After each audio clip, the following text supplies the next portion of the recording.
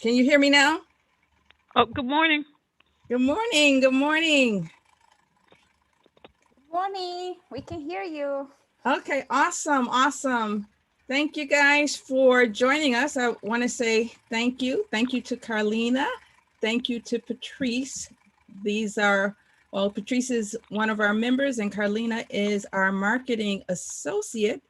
And we're hoping that others can join us. And in the meantime, if you can't join us here in Zoom, feel free to continue in Facebook. We're on Facebook Live, we're on YouTube Live, Periscope Live, and a number of other live streaming services. So I just want to say thank you. Oh, My name is Valerie Leonard. I am the founder of Nonprofit Utopia. We are the ideal community for emerging nonprofit leaders. It's our vision to train 50,000 nonprofit leaders throughout the world and impact the nonprofit sector globally. And we want to do that between now and 2033. And this is one of the ways that we do it. All righty. So without further ado, I want to share my screen and go into today's presentation. And before I do that, are there any questions? what's the difference between long range planning and strategic planning? Long range planning is basically, just giving action plans. So you're looking at what you want to achieve, your goals and objectives, and they may or Hmm. may not be strategic. When we Oh, look okay. when we look at strategic plans, we're looking at our capabilities as organizations, Okay. and we're also looking, at the people, our capacity, and we're looking at that within the context of problems that we're trying to address in the community. Hmm. And then we develop strategies to address those within our capabilities. With long range planning, you may or may not be strategic. Okay. You know that you want to accomplish goals and objectives, but you're not necessarily putting thought into the strategy. Okay. All righty. Thank you. Oh, you're welcome. You're welcome. And for those of you who are watching on Facebook, you will find a link to this Zoom meeting on my personal Facebook page. So that's the Valerie F.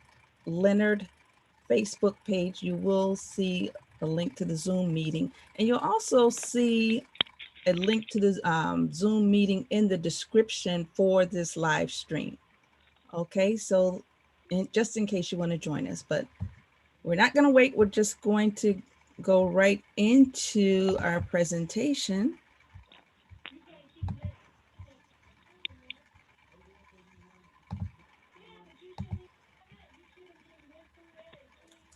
All righty, so we're going to continue to focus on Strategic Planning Month. This is our last day for the month of August to focus on strategic planning.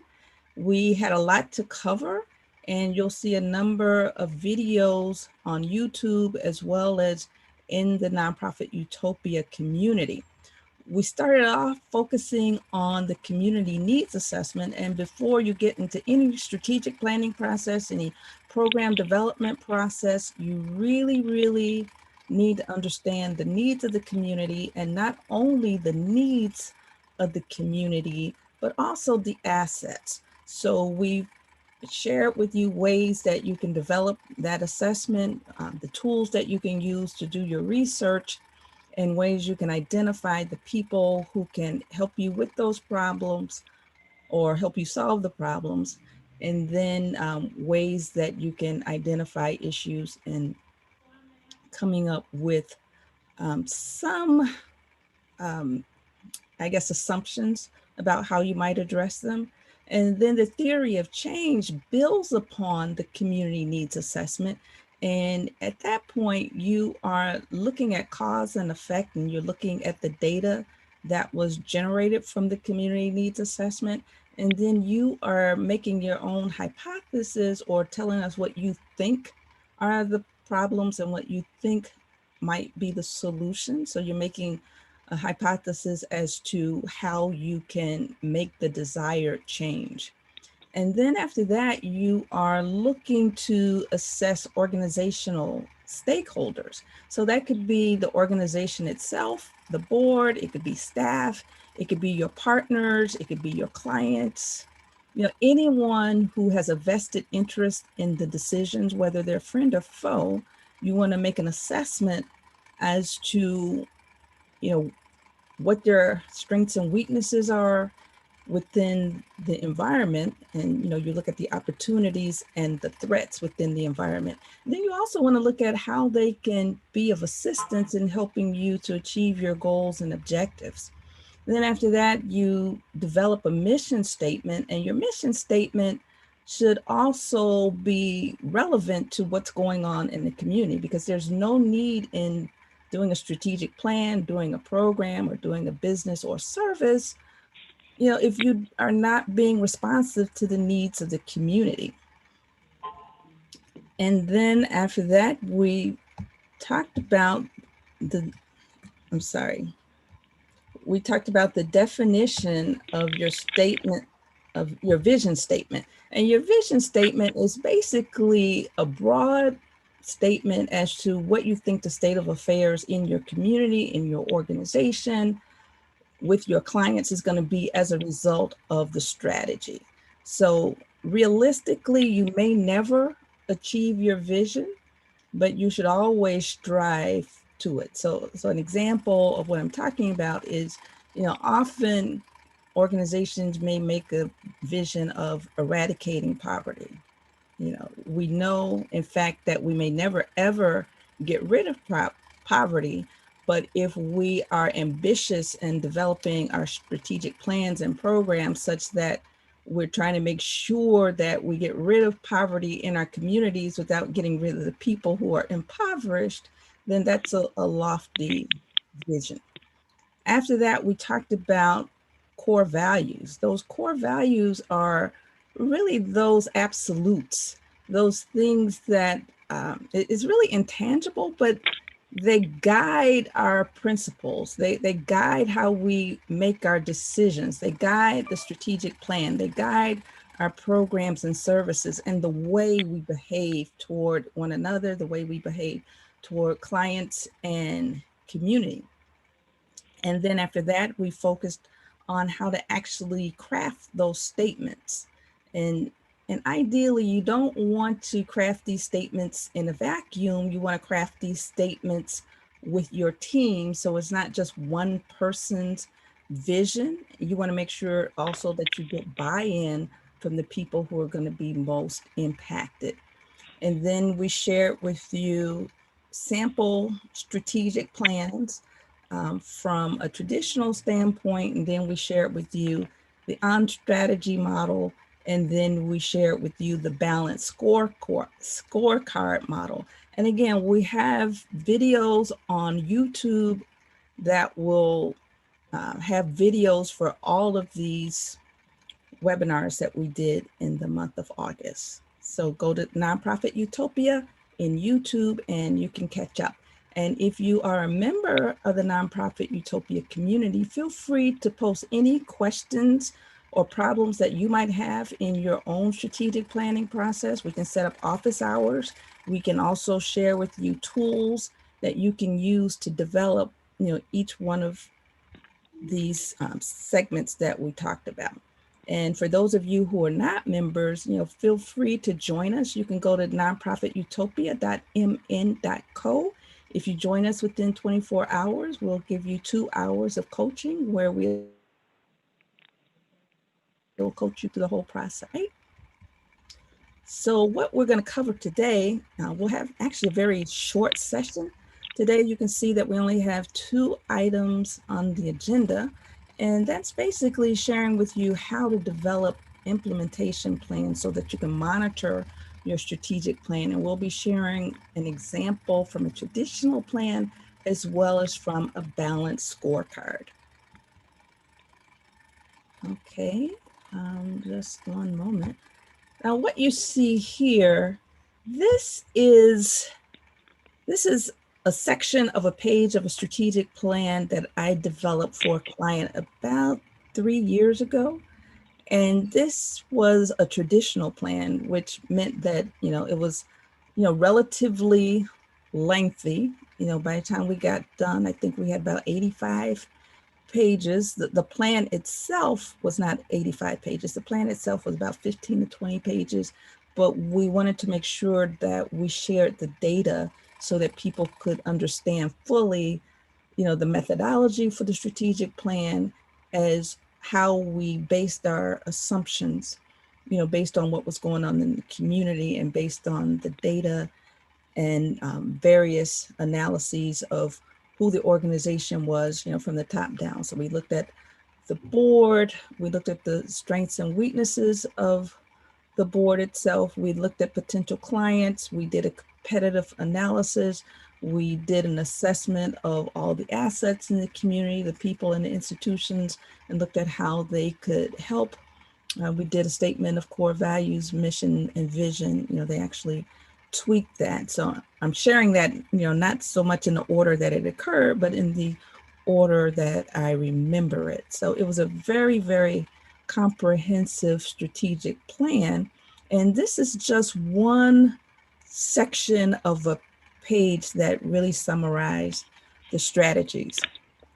So it says, we will prioritize resource allocation on those strategies and programs that play to our strengths in areas that present the greatest opportunities.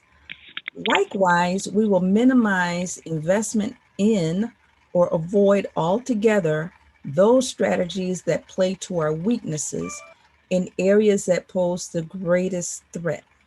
To that end, we will develop strategies that will allow us to build internal capacity while maximizing impact to marginalized fathers between the ages of 13 and 30, their families, and communities. Our strategies are listed in order of priority below. So in developing this too, as I indicated, they did an assessment of their strengths and weaknesses within the context of what was going on in the community.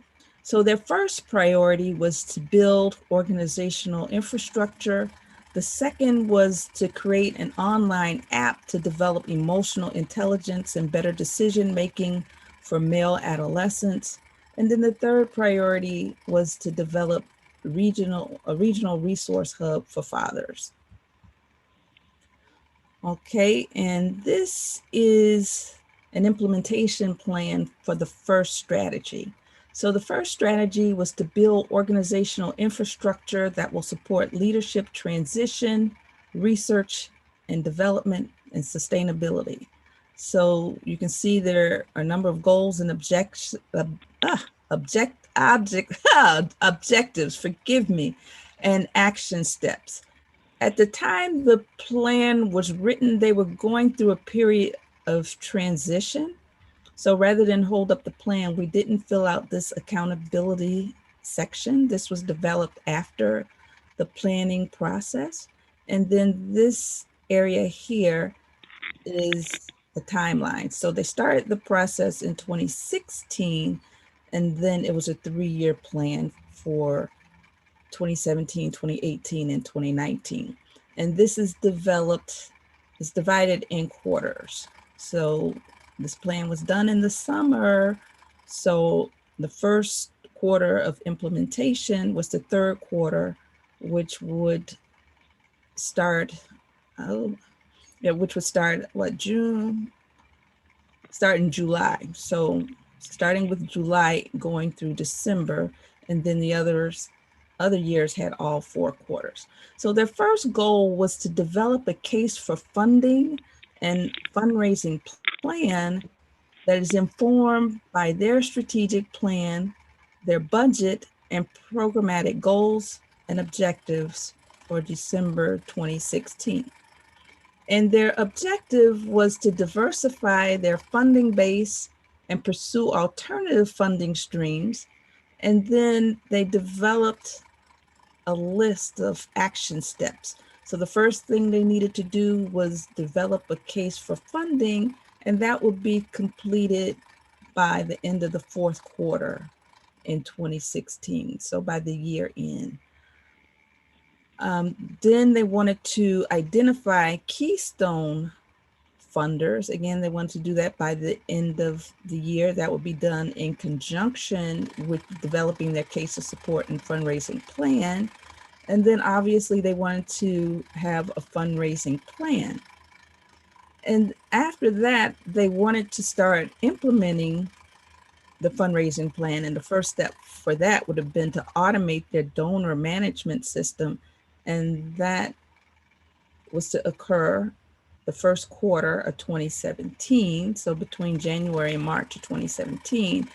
And then ongoingly for the next 3 years after that, they hosted special events.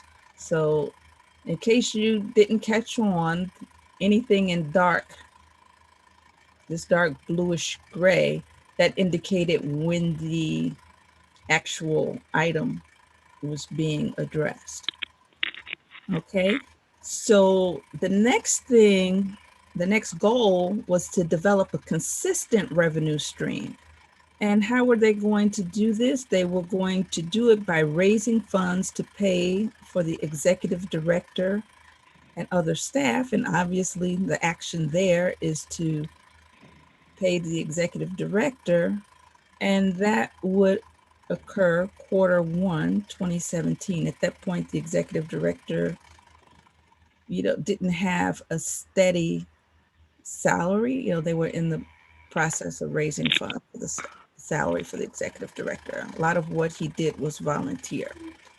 The next goal was to develop the organizational infrastructure to create a going concern within the next year. So when we talk about going concern, we're talking about building a sustainable organization that is actually operating. Programs are operating, or if they're not operating, you at least have other activities. You have planning activities with the goal of operating those programs. All right, so the first objective under developing the infrastructure was to expand and develop non-denominational faith-based board of directors. So they wanted to make sure that they had equity and diversity on their board. So the first item on that agenda was board development, and that would occur the first quarter 2017.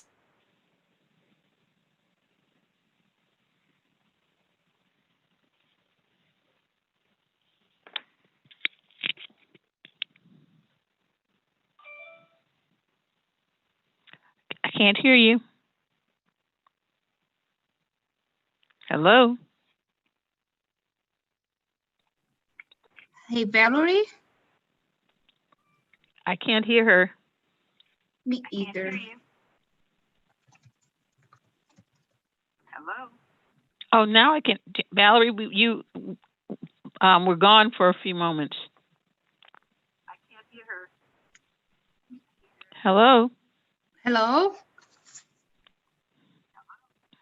Oh, now I can. Valerie, you were gone for a few moments. Yes, I think she's gonna come back. Okay. Hello? Hello?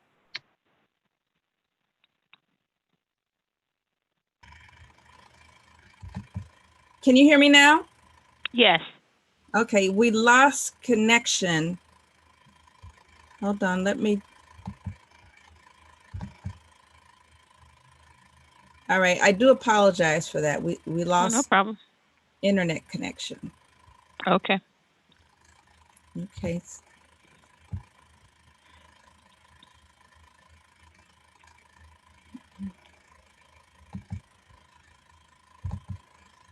All right, can you see my screen now?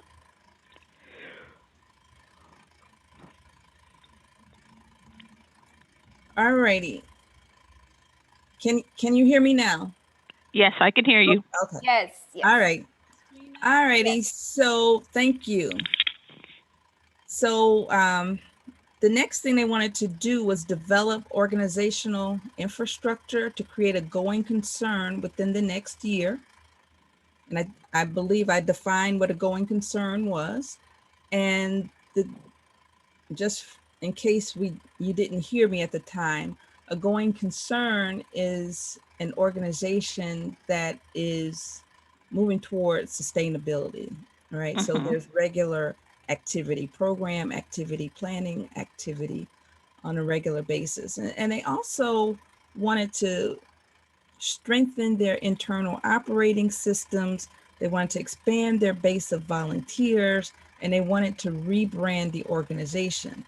So the action steps for the objective of expanding and developing a non-denominational faith-based board of directors was to go through a board development process. And that was to occur the first quarter of 2017. The next thing they wanted to do was recruit volunteers. So they wanted to recruit the board first, right? And then they wanted to branch out and recruit other volunteers. And that would happen the second quarter of 2017. So between March and June, that would happen. So the objective of strengthening internal operating systems had two action steps. The first one was to revise the budget, and that was going to happen by the end of the year 2016. So by the end of the year that they created the plan, they wanted to revise their budget to take into account what was going on with the strategic plan. They wanted to hire an administrative assistant, and they figured that they would be in a position to hire that person by the third quarter of 2017. Under expand base of volunteers, the first action step was to hire an AmeriCorps Vista volunteer, and that would happen the first quarter of 2018. And then they wanted to rebrand the organization, and that would entail, from an action standpoint, developing messaging and collateral, and that would happen the first quarter 2018. And the last goal is to develop a plan of succession for key leadership by the end of June 2019. And this objective was to assess required skill sets in light of the new strategic plan. To develop a human resources plan would be the action. So before I go to the next strategy, are there any questions?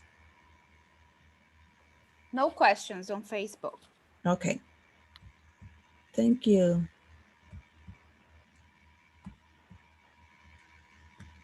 Okay, so if I didn't want to advance the pages, they would advance. When I wanted to advance, I just love technology, I tell you. And you can see it loves me back, right?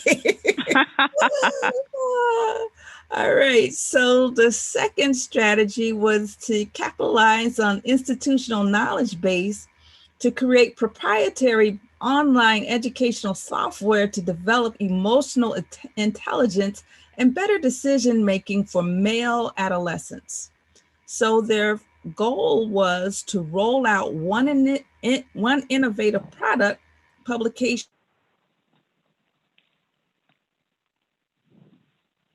in each of the fiscal years 2017 through 2019. And their objectives, they had several objectives. The first one was to write an evidence-based business plan. So if you're wondering what the difference between a strategic plan and a business plan is, a strategic plan is large picture, is looking at how you're going to position yourself in the community within your capacity. The business plan is drilling down to a more operational and tactical level. So it's taking those strategies and putting the meat on the bones, so to speak. And then also for them, what was critical was they were developing an app. They were looking for ways to generate revenue beyond, a contract for service, beyond a grant so they needed, it was important for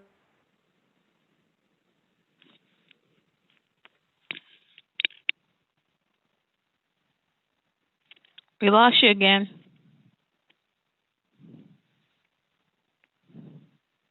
Can't hear you.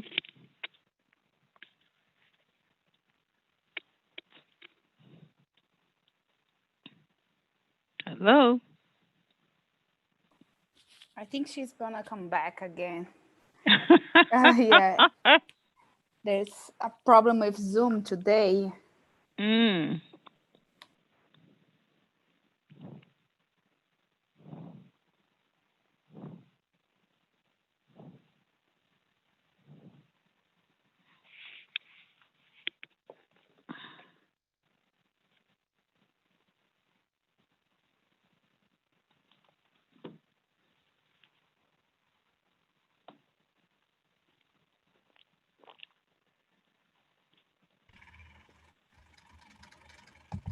All right, can you hear me now?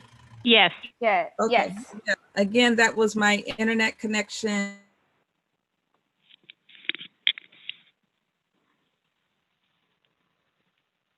And an internet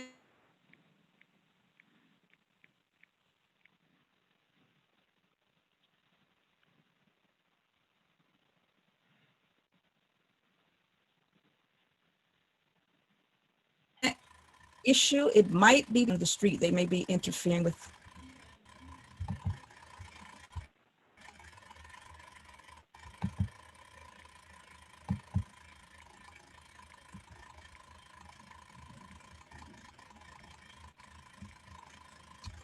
All righty.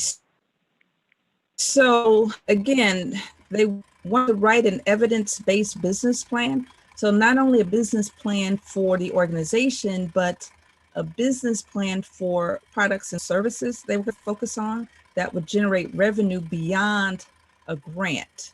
And one of the products they were going to focus on was going to be developing an app. All right, so the objective was to write an evidence-based business plan, and that would happen, in the year 2017. And in order to make that happen, they had to conduct market research, and that would occur the first quarter of 2017. They would actually write the plan the second quarter, and then they would shop around for investors that third quarter, and they would also develop funding proposals, after they identified those investors, and then they were hoping to secure funding by the first quarter 2018.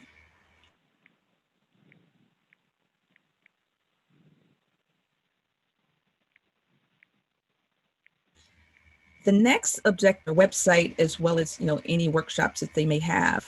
So any collateral materials that they would have, that they would need to deliver to an audience that would help them to improve their learning. So they were expecting to have all of that content developed by the second quarter 2018. They also wanted to have an interactive website developed by that second quarter as well, and develop the app. And then they wanted to actually hold a launch event where they rolled out the website, rolled out the app, and then they wanted to market the product. Also, all of that to end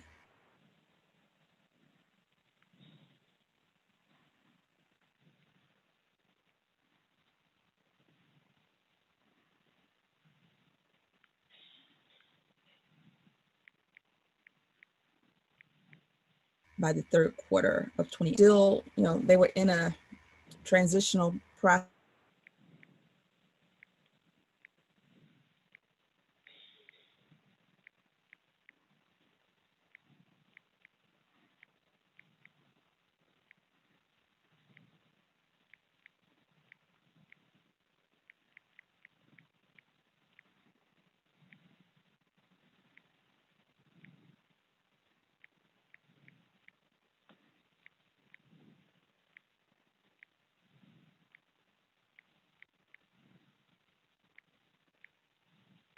Hello. We lost you again.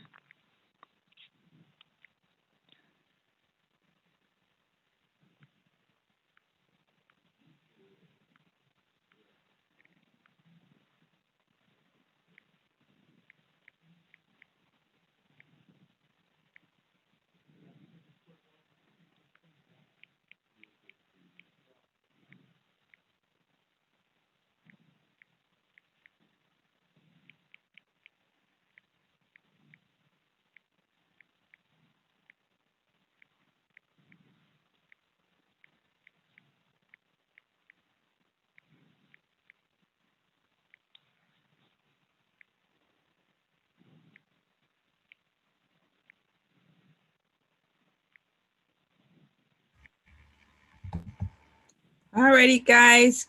Can you hear me now? Yes, I can hear you. Okay, thank you for your patience. No problem. Okay, again, I've got an unstable connection, and I believe it has something to do with the fact that they're tearing up the street.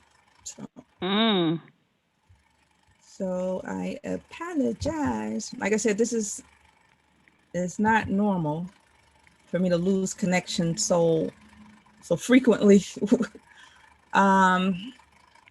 So the second goal was to provide high quality value added programs and resources for 150 fathers and their families. And this was going to happen by the end of 2019.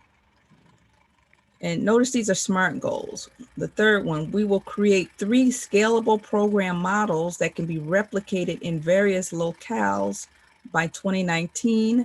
And then the last one is we will roll out 1 innovative product, publication, or service that will generate alternative revenue streams in each of the fiscal years 2017 through 2019. So the objectives for the first goal, again, the first goal was to become regional leaders and experts in providing supportive resources for fathers and their families to become more stable and secure within the 3-year plan horizon. Their first objective was to conduct a community needs assessment, and then the action step was going to complete the needs assessment, and that would be done by the end of the first quarter 2017.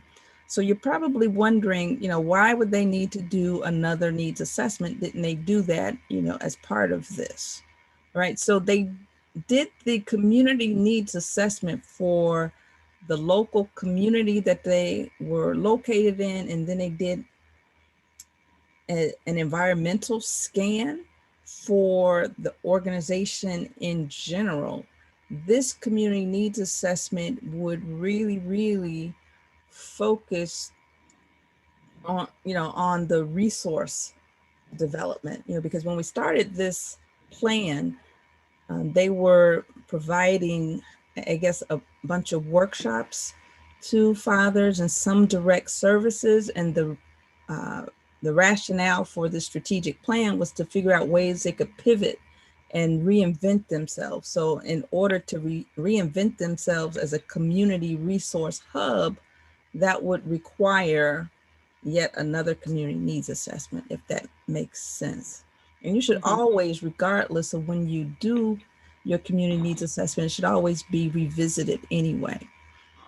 All right, so the second objective was to solidify and expand the network of service providers and other stakeholders within the region.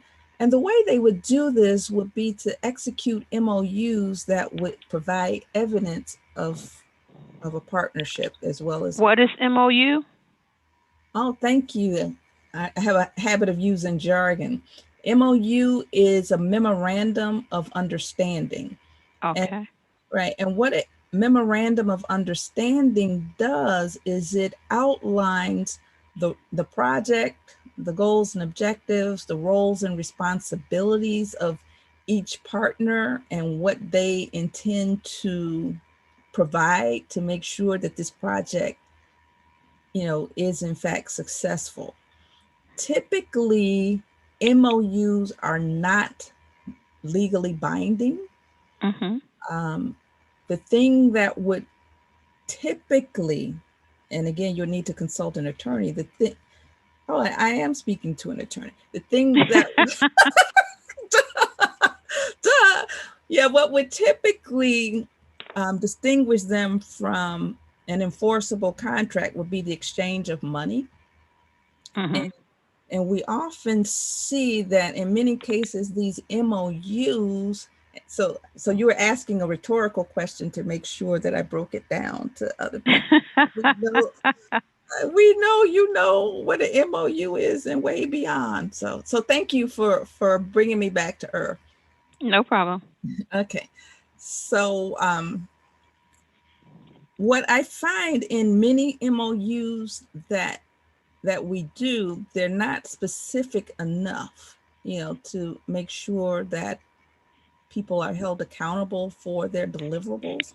So when you engage in an MOU, you really have to think through, what the risks are, what are the worst case scenarios, because we always start our collaborations with the best of intentions, but you know what they say about the road to hell.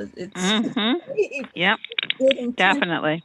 And I would liken partnering with organizations, the same way. We have good intentions, but you never know what small thing can spark some of the largest controversies.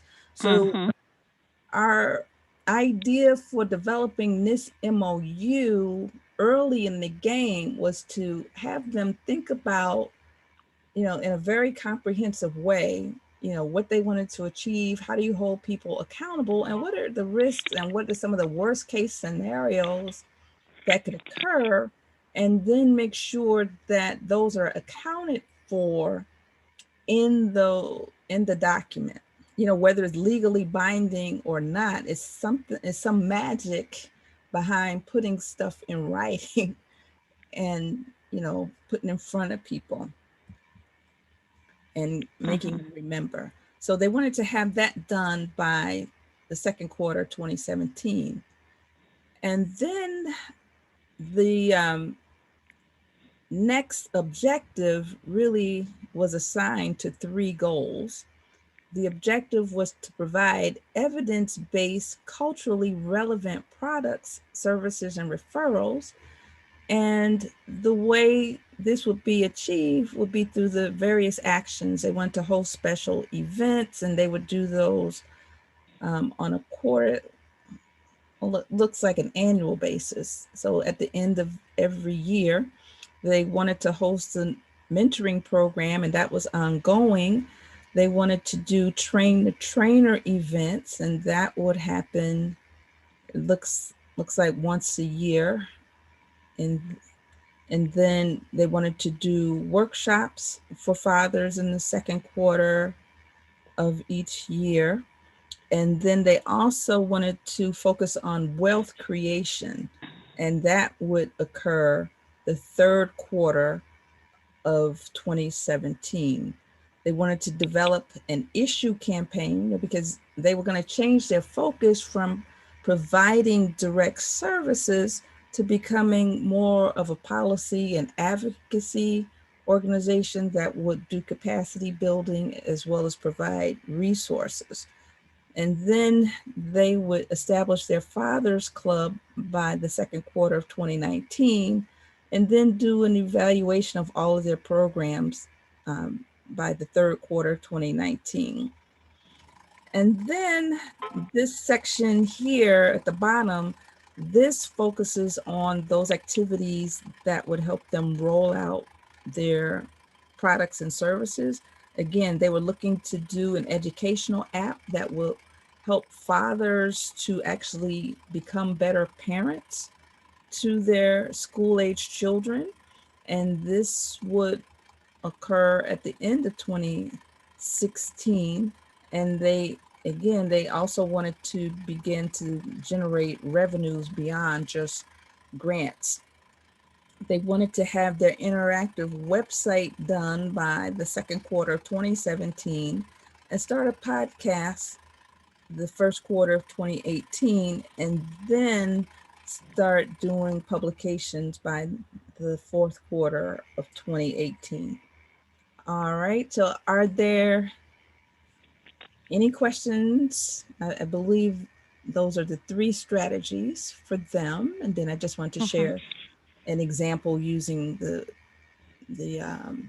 scorecard. No questions on Facebook. Okay. All right. So as you may recall, we did focus on Monday on the balanced scorecard.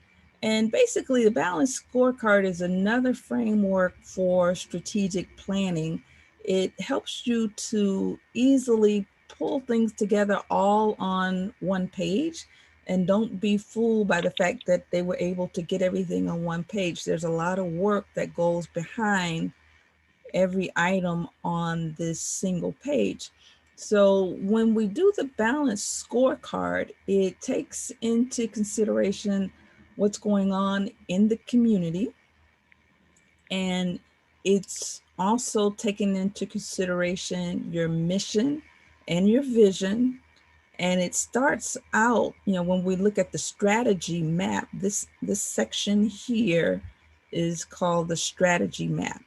So when you do the strategy map, it is based on the capacity of the organization, and then it focuses, given the capacity, what are some of the systems that need to be put in place, and then what is going to be the effect of those systems, and then overall, how are your clients impacted, and what's going to be the impact to you, financially, at least on some of the models.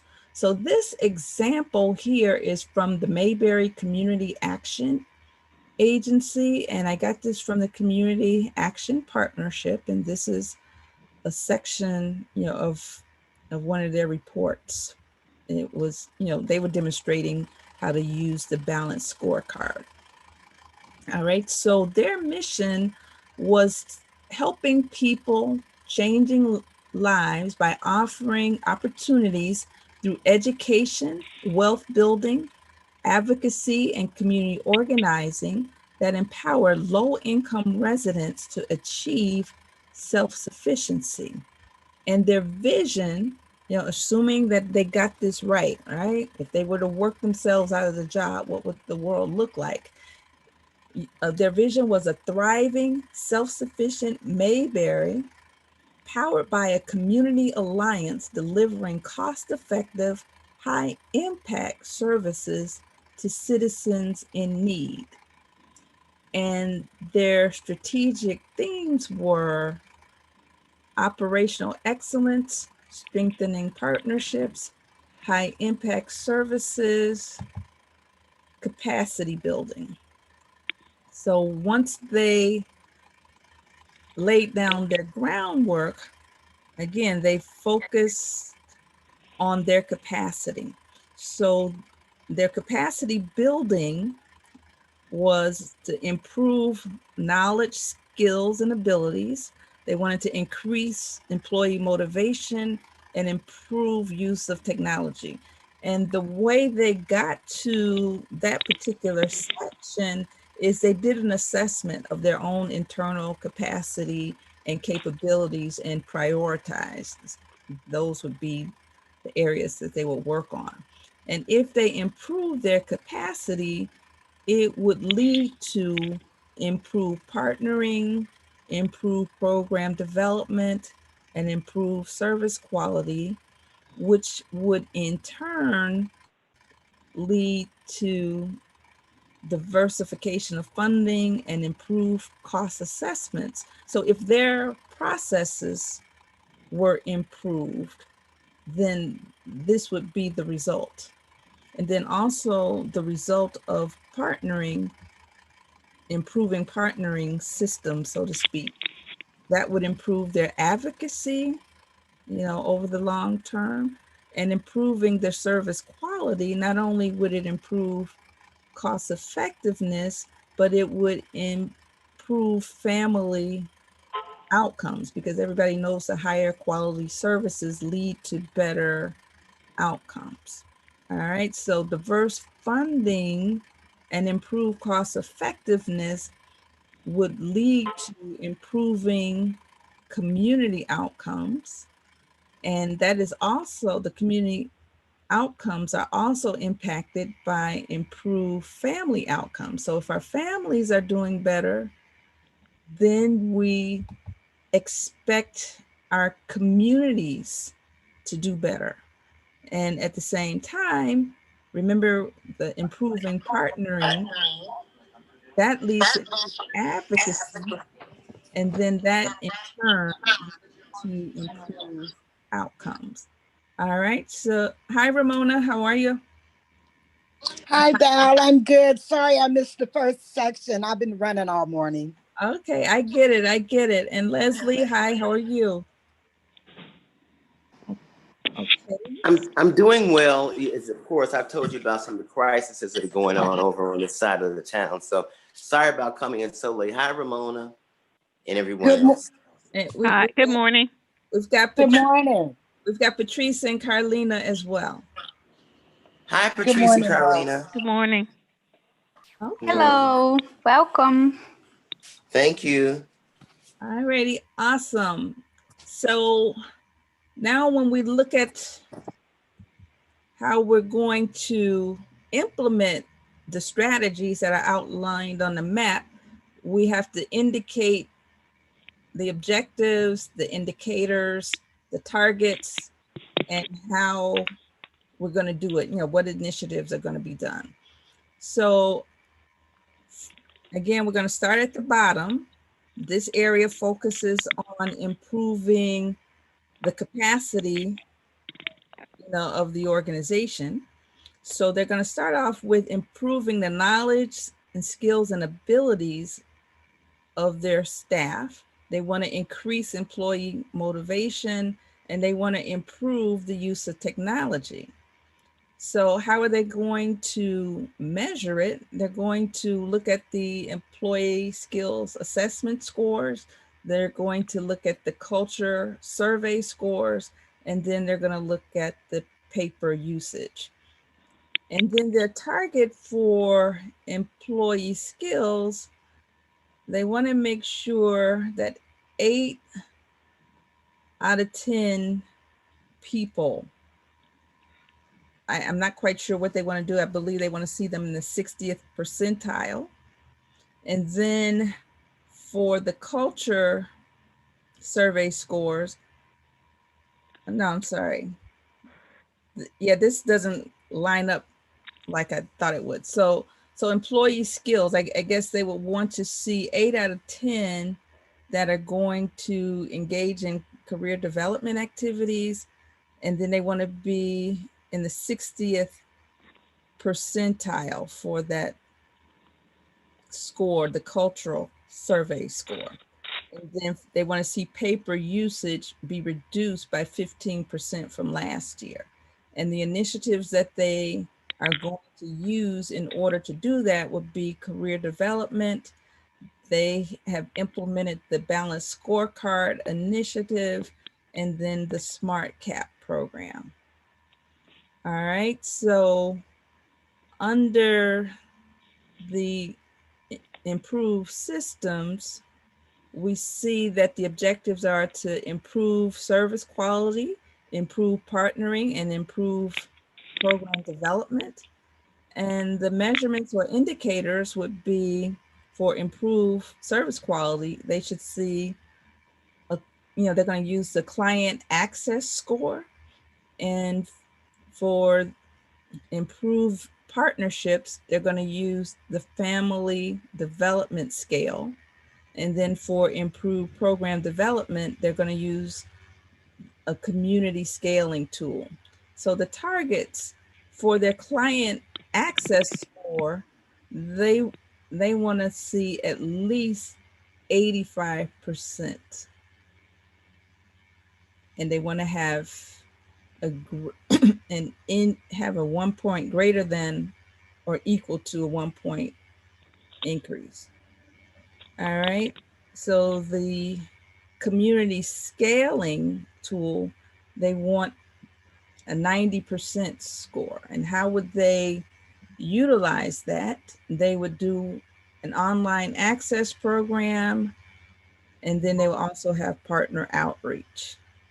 And then when we look at, the evidence that all of these systems are working, right? You've got diversified funding, you've got improved cost effectiveness. So their measurement, they're going to be looking at the percentage of unrestricted funds, and then they're going to be looking at the program benefit and cost index. So they're targeted, they want to have at least 20%, actually greater than 20% of their funds to be unrestricted, meaning it's not tied to any specific source. It's not tied to a specific program or any activity in the organization. They want to be able to have that money to use, on a flexible basis, at their discretion. All right. And then for the program benefit and cost index, they wanted to have a 20-to-1 ratio. And then this would occur through funder cultivation. And then last is, the final outcomes or the impact, improve advocacy, improve community outcomes, and improve family outcomes. All right. So the indicators for that would be the client outcome index, which includes indicators of training, employment, and income. It would also be measured through their advocacy activity scores. So their target for all of those indices, they want to score greater than 90% for the client outcome index. And then they want to get at least 50% advocacy activity score on this particular index. And the initiatives that they would use would be revised job training and an advocacy program. All right. And that first example came from an On Strategy client, and On Strategy is a consulting firm that focuses specifically on strategic planning. And this is another example that they have. This is from another company. This is a for-profit example, but you can easily tailor this to a nonprofit example. And this is a scorecard for, I believe, Acme. I can't remember what Acme actually produced, but this is their scorecard for 2014 to 2016. So here they looked at their KPIs or their measurements, and then they looked at their end of year targets. They looked at the variance, and what the variance for the end of year tells you is how far off they are from their target. If it's a positive number, then they have exceeded expectations. If the number is not positive, if it's a negative number, then that's a shortfall. And then here in this column is their year-to-date target. And here is the year-to-date variance. And, again, that's the same stuff that they were looking at, but it's a cumulative number for year-to-date. And then here's the year-to-date actual, and then here's the status. So their objective was to generate sales of 1.5 million by the end of the year. So by their end of the year target is 1.5 million. The end of the year variance is 20,000. The year-to-date target was $1,035,000. So apparently what they did was they took their revenue and they divided it by 12, so they can track things on a monthly basis. So at the time this card was prepared, if they were on track within that month, they would have generated $1,035,000. Their variance was 485,000, which means they have exceeded what their target was. And you see the same methodology when you do your budgeting. And what they actually got was 1,520,000 instead of $1.5 million. And this is their year to date. And the status, so this is as of October 4th, 2016. So they've already exceeded their year to date, their year end goal. And this yellow arrow means that they're off target, but they're not off target in a bad way. They've actually have exceeded. Now, I don't know why it's in red,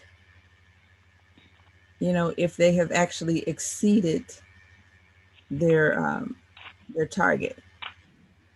The next one is to increase average billable hour factor. So their end of year target was $300.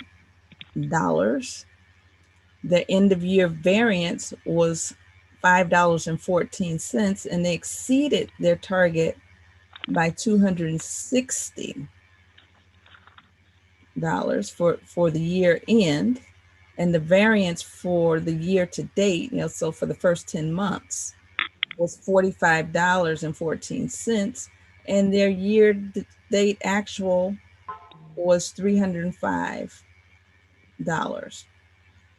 Right, so they meant to have $300. They ended up after 10 months of having $305.14. So within 10 months. All right, and again, this mark means that they're off target, but they have really exceeded it. And professional service, acquire 10 new consulting clients at $10,000 per month. And at their end of the year target, when they developed their plan, they wanted 10 new clients. And then I'm not quite sure. So this is 10,000. I'm not quite sure what this means, quite honestly. 10, and then their end of year variance was 33,004. The year to date target was actually 90. And then in actuality, they got 33,014. And these units are not quite clear to me. So I'm not, this is not my scorecard. This is someone else's. And then the third thing was to maintain 85% of our current customers. So their retention, that at the end of the year, they wanted to retain 85% of their customers, but after 10 months, they're on target to retain 90%. So, they're doing pretty well. And then maintenance contracts, acquire an average of 7 new maintenance contracts per month. All right, their end of the year target, they wanted to have 7 a month, but they were on track within 10 months to have 11 per month. All right, and then they have a little cameo looking thing, and that means they're waiting on someone to actually assume responsibility. All righty, so are there any Any questions? No. No questions on Facebook. Okay. All righty, great. I think what I'm going to end up having to do is, Valerie, Ramona, I have a question. yes, ma'am. The Community Action Agency, do they also administer the Head Start program? Now that I don't know. They may have a Head Start program, but I'm under the impression that they are a group of other agencies. So I'm not quite sure whether they administer the Head Start program or not. Okay, okay. When we have a phone conversation next week, I want to talk to you about a Head Start agency here that wants me to do some consulting for them. So we'll talk about that. Okay, awesome. Now, will you also be able to share some of your work next week? Oh, yes, I would love to. Okay, so what dates do you have available? Send me the dates that you have available so that we can bring you on next week to talk about your real life results. Okay, I'll do that. All right, and my email address is ValerieFLeonard@msn.com or ValerieFLeonard@nonprofitutopia.com. Okay, I can remember the nonprofit Utopia, so I'll go. It's Valerie F. as in Francis. Yes, ma'am. All right, that'll be easy because that's my middle name. Okay, yes. All righty, so I will probably end up re-recording this, because we were interrupted a number of times due to technology glitches. The internet went out on me a couple times, but I'll make the raw video available for the community, but I'm going to need to redo this. All righty. Okay. So if there are any questions, feel free to email me at ValerieFLeonard@nonprofitutopia.com. Be sure to follow us on Twitter and on Facebook. And if you are interested in joining us, if you join us within 24 hours, we will provide 2 hours of coaching to help you through these processes.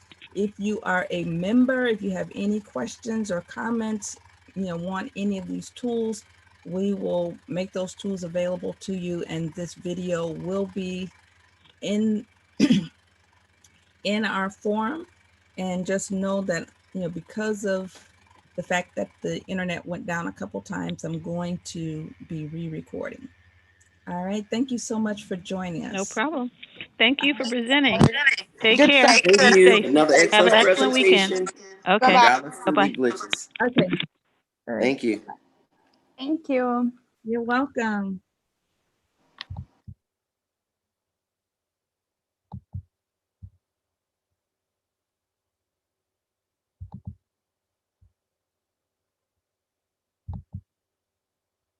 All right. Thank you so much for joining us in Facebook, and we will talk to you later. If you have any questions or concerns, please post them, and I'll make sure that I respond. Take care. Bye-bye.